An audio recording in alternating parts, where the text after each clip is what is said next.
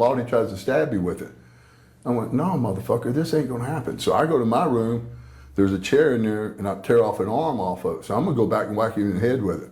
When I get down there's nobody in the hallway now. I hated him. Those 3 words sum up a shocking amount of Psycho Sid's legendary career. At 6'9" and 317 pounds, Sid Vicious was one of the most physically dominant figures in wrestling history, a multiple-time world champion who should have owned the main event scene for a decade. But behind the monster persona was a man with an explosive temper, an unshakable ego, and a list of enemies that reads like a who's who of wrestling royalty. Today, we're counting down the 10 wrestlers Psycho Sid truly hated, and the brutal backstage wars that defined his volatile legacy. Before we dive into the list, you need to understand who Psycho Sid really was. In the ring, he was billed as the master and ruler of the world, an intimidating powerhouse who captured championships in both WWF and WCW. But backstage, Sid was a ticking time bomb. His belief in old-school wrestling hierarchy was absolute. Size, drawing power, and physical intimidation were what mattered. Anyone who challenged that worldview, or challenged Sid himself, became a target. And when Sid had a target, things didn't stay verbal for long. October 1993, a WCW European tour in Blackburn, England. What started as a heated argument between Sid and Arn Anderson, reportedly over Sid insulting Ric Flair, escalated into what's been called the most infamous shoot fight in wrestling history. Security separated them and sent them to their rooms. That should have been the end of it. It wasn't. An enraged Sid returned to Anderson's room and attacked him with a broken chair leg. Anderson fought back with scissors,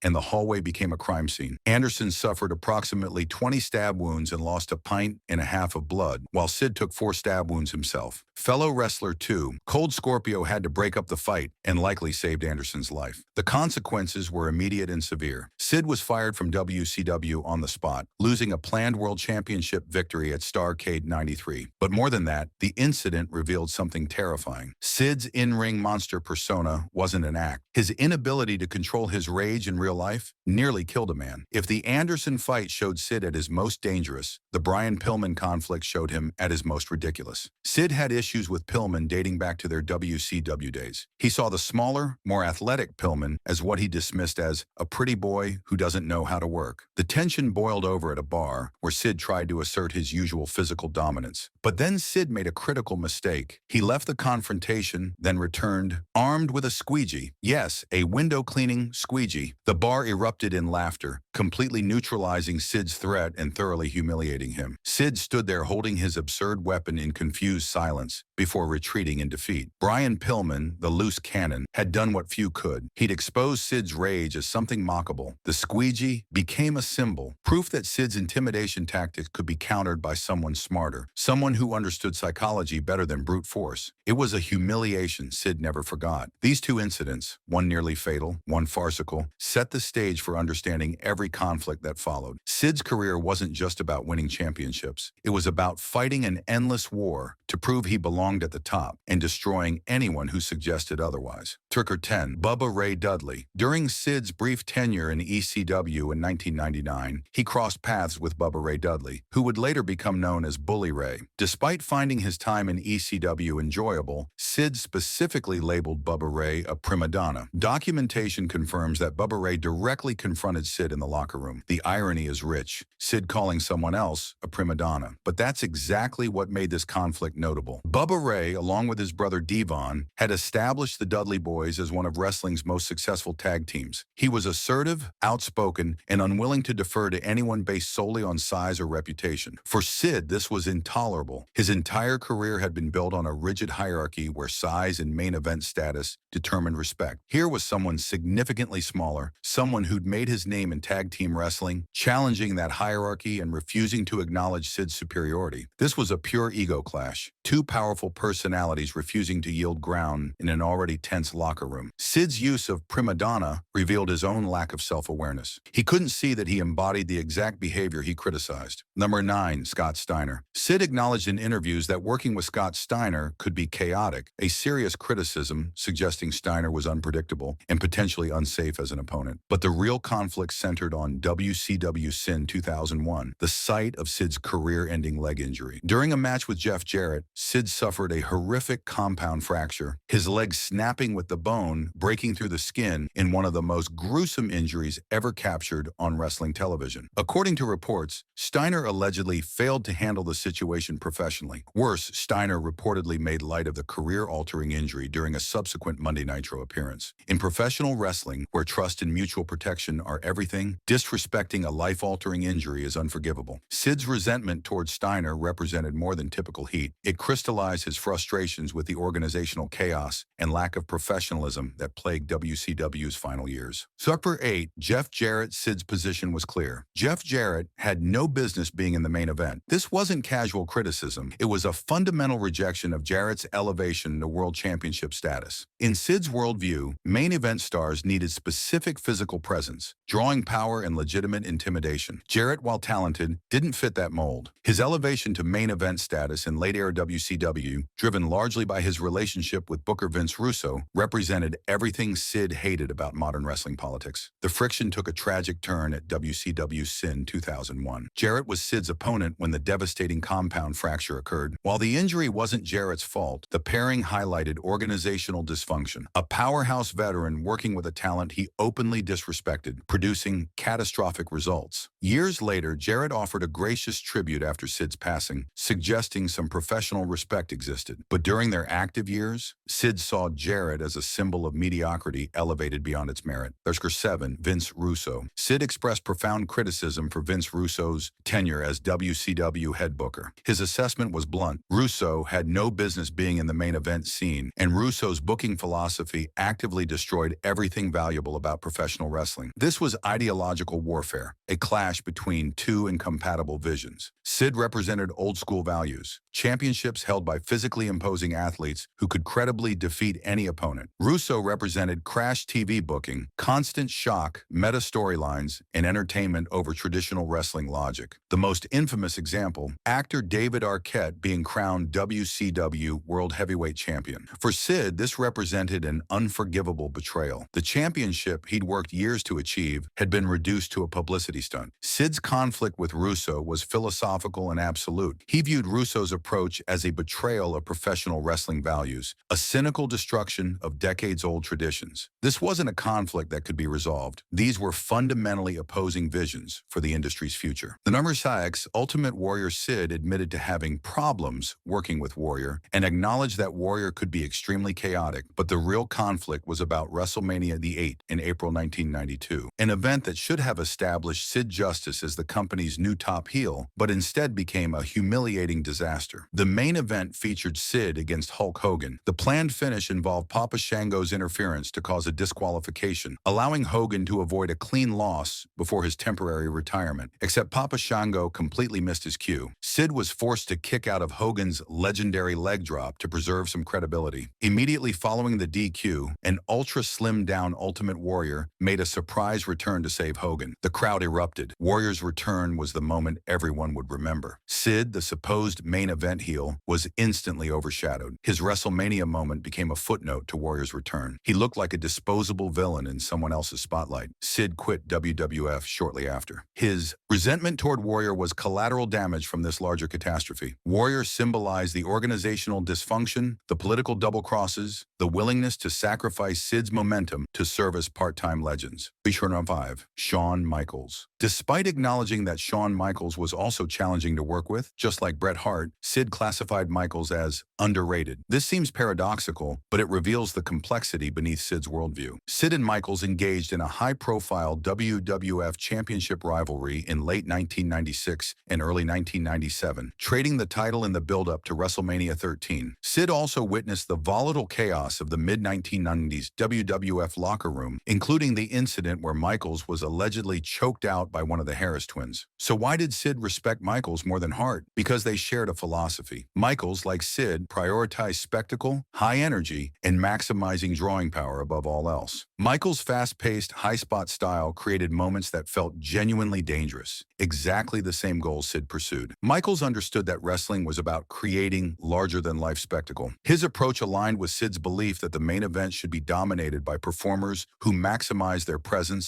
and drawing ability. The heat between them was more about political maneuvering and mutual volatility than deep ideological opposition. They were both egomaniacs, but they were the same kind of egomaniac, pursuing the same goals through similar means. For 4, Bret Hart. When Sid returned to WWF in the mid-1990s, he walked into the most politically charged locker room in wrestling history. He made his allegiance immediately clear. He publicly stated that Bret Hart was overrated and challenging to work with. From Sid's perspective, the criticism made perfect sense. Hart represented everything Sid disagreed with about modern wrestling. Hart was smaller than traditional main event stars, built his reputation on technical excellence rather than physical dominance, and worked a methodical style that prioritized storytelling over explosive spectacle. Despite the genuine tension, WWF forced them into a heated championship program leading to WrestleMania 13. Sid defeated Hart for the WWF Championship, then retained it in a steel cage match on Raw in March 1997. That cage match loss proved to be a critical turning point. Following the match, Vince McMahon attempted to interview Hart. Hart, genuinely furious, finally snapped. In an unscripted moment, Hart delivered one of the most famous shoot promos in wrestling history, concluding with, "If you don't like it, tough shit." That moment is widely credited as the beginning of WWF's revolutionary Attitude Era. Hart's unscripted explosion, fueled by genuine resentment over his loss to Sid, demonstrated that audiences were hungry for content that felt real and raw. The irony is that Sid, who preferred traditional storytelling, inadvertently helped spark the shift toward the crash TV style he would later criticize. Their matches felt dangerous because the tension was real. Two men with fundamentally different beliefs about wrestling, forced to work together, genuinely frustrated with each other.